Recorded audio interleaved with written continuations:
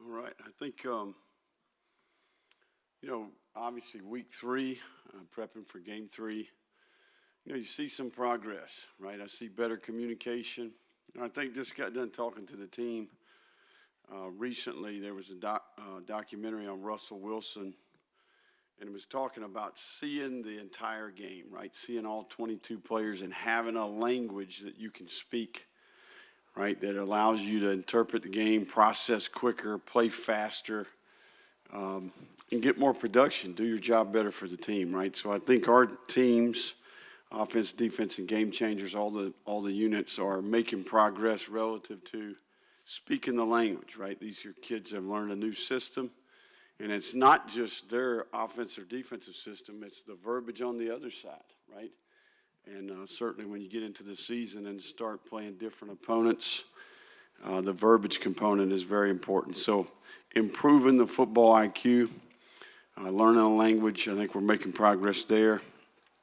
And, I think from a leadership standpoint, right, I think the players continue to accept the example challenge, right? I think ultimately the most powerful tool that we have as leaders is our example.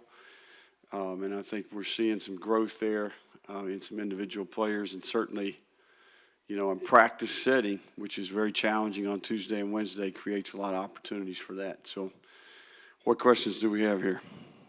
Coach, you kind of talked about how over the course of so far, you want to make sure your players understand that you have to go 1-0 every week, and that maybe last week they might have, kind of fallen into the whole, hey, we overcame one thing, we can do it again. How do you make sure that they understand this week you have got to block out the fact that you guys are favored in every major category against USF? Yeah, I don't know that I said some of those things, but I would say, 1 week at a time. As cliche as that sounds, I think it's reality, right? You got to completely start over on Sunday. You got to prepare each day. We've got a punch list of things that we have to do as individuals and our responsibility to the team, staff and players. And having the self-discipline to follow through, I think can be a challenge, right? And I think our group is learning what's expected of them, the level of detail. I'm not just talking about players when I say that, right? I'm talking about position coaches. I'm talking about graduate assistants. I'm talking about off-the-field people. All parts of the organization are improving each week at this routine and process of getting the team ready to play. Again, like I mentioned earlier in the week, right, I don't care who we play, right? We are consumed with improving and being more efficient at how we do things, right? And, I think that's where we're at, independent of who we play. Billy, you have so many young guys. How do you get past the hangover of losing that first game and get them drawn into the focus they need for the next opponent?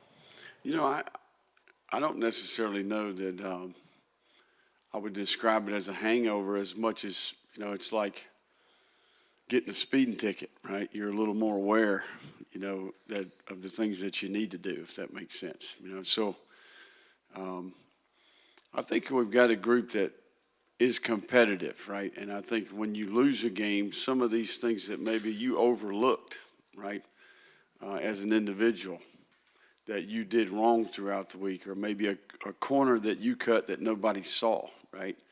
I think everybody's awareness is heightened a little bit relative to what's required to winning. I think we're learning what winning football looks like, right? We did some things in that game that go against everything that we teach from a formula standpoint and what we do to win, right? So sometimes it's got to happen to you for you to understand the importance of conversion downs, right? The importance of red area touchdowns, the importance of turnover margin, right? All these things, it's technical, but it's simple, right? And I think losing sometimes, oh, man, that really does matter, right? As simple as that sounds, I think that it's been healthy for our players, and I think there is a little bit different level of awareness. And, in this game, you've got to handle success and you've got to handle failure, right? And the ability to stay consistent, not only as a leader in the organization, but also as a player, I think is very important. So I think it's a great question. Just saw it on the Ventrell and Tarquin are out, just the severity of that? Are these like week-to-week things, or how severe? They won't play this week. And Mahalik, what went into him winning the kicking job? And what were your thoughts about how he performed on Saturday? No, I think Adam's been impressive since the day we got here, you know.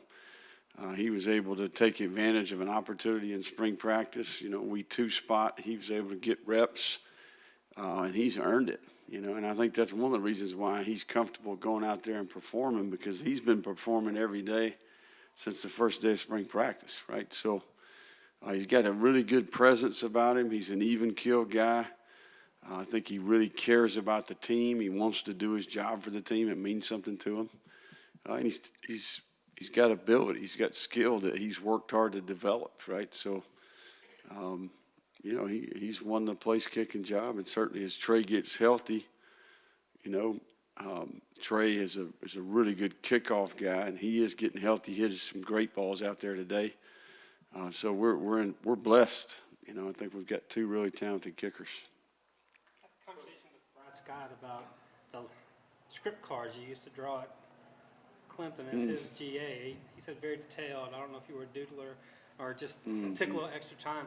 What was that? And you addressed it a little bit. What was that 2-year stint and then later as a full-time coach with him? Did it mean to you? Yeah, no, I think as a young coach,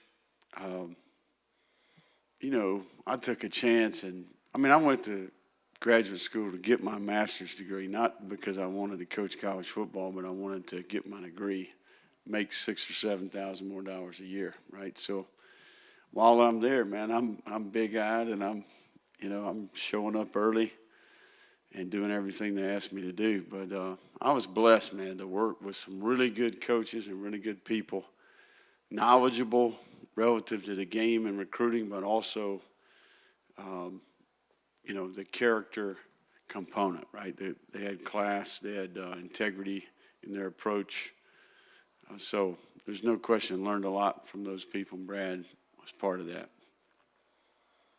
Coach, I think you said week 3 was kind of like the timetable you guys were hoping for with Jack to get back. Where is he coming back from his injury? He's not quite ready. You know, I think that these things are a little bit, I think when we say those things early, that's a subjective opinion. But, you know, Drew Brees, the same injury that Drew had, right? And that was kind of the timetable. I don't know that he's made as much progress as quick as maybe Drew Brees did, but, you know, he is definitely improving, and we anticipate getting him back at some point. We'll reevaluate that. I'll be able to give you more feedback next week. Have you put your finger on third quarters? Is that something that's been addressed coming out of the tunnel at halftime, and energy level and focus and so forth? Yeah, you're thinking like me. Yeah, you're thinking like me. That's a good point. You know, it's something we need to improve, you know. I don't know that we've started as fast in the third quarter maybe as we've started in the first quarter. So, you know, you sure you don't have our place bugged here? You sure? You know, we quality control it all, right? And I think that that's certainly part of it. You know, you always are evaluating what that time looks like, and if you've got the team in the right frame of mind. Are they physically ready? Are they mentally in the right place? But it's certainly something we need to do better. You talked about how Anthony takes so much on his shoulders, and we saw that after the game. How do you get him to kind of come down and realize that, okay, yeah, you're important, but so are these other 10 guys, and you have to, and they're part of this too?